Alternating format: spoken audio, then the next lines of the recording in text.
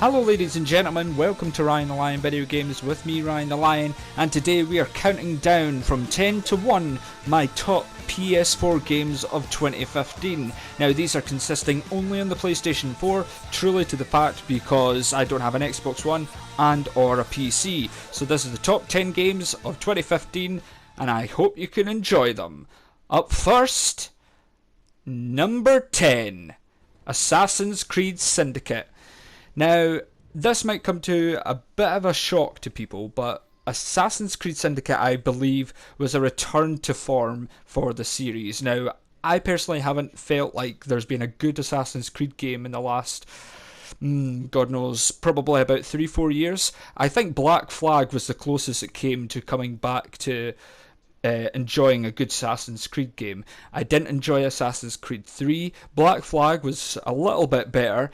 Now, this was much better. I think it didn't take itself so seriously. The storyline is good, but the only thing it falls short on is the ending. The ending is a little safe. I want to call it safe because I felt like they didn't take any risks with the ending. I think they could have done a lot more. They could have added a bit more emotional value to it, but unfortunately I think they just played it a little bit too safe, and so that was probably my only fault with the storyline. The storyline is fun. You play as Jacob Fry and his sister Evie Fry, and it gives a good dynamic because you've got one Evie who is a bit more level-headed and a bit more less harsh, you know, the kind of brains of the operation, whereas Jacob is the brawn, of course. He's just the, you know, the kind of melee, badass, you know, shoot first and ask questions later kind of guy.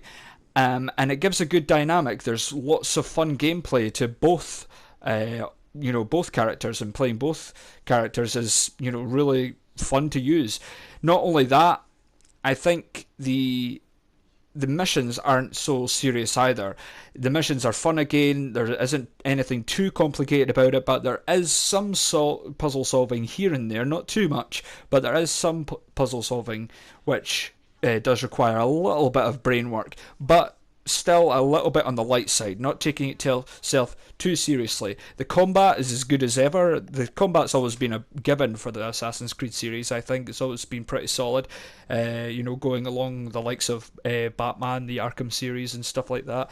The only problem is they still haven't quite nailed the platforming. The platforming is better in this game. It's improved. It's a lot better than it was in previous outings, but in this one still got some holes to it, which I think they can just, if they can paste over in the next year, obviously there will be another Assassin's Creed in 2016, then I think they'll really, you know, they'll have the platforming pretty mastered down. So all in all, I think the graphics were great. You know, some of the facial capture is really good. It's really sharp, and they rendered London absolutely beautiful, 18th century London. So I think, you know, the graphics are great, the visuals are good. You know, they're doing the PlayStation 4 justification. The combat is as good as ever, and you know, the gameplay, it doesn't take itself too seriously, but all in all it still does require a little bit of thinking and a little bit of brain work, as I say. And as I say, it's just all round much better from the Assassin's Creed series, considering the Assassin's Creed series hasn't been good for about 2-3 years now. So I think this definitely deserves to be in my top 10 PlayStation 4 games of 2015. Personally, for me, I think it did bring it back to form. It got back to basics, back to what Assassin's Creed was back in the days of Ezio Auditore. So many people want another Ezio Auditore, and you don't really get that through Jacob Fry or Evie Fry, but it's good because playing as both assassins, you get, you know, different a variation in missions. There's different missions to be played for each of them. Jacob obviously is a lot more rough and tough kind of guy, whereas Evie is a lot more brain work, solving puzzles, that kind of thing. And I definitely think it is definitely worth a buy if you haven't played it yet. So please go out and buy this game. It is a return to form for the Assassin's Creed series, and I think it was a great thing that they came away from, you know, Italy, they came away from all that and they came to London And as I say, they rendered London beautifully. Everything is on point.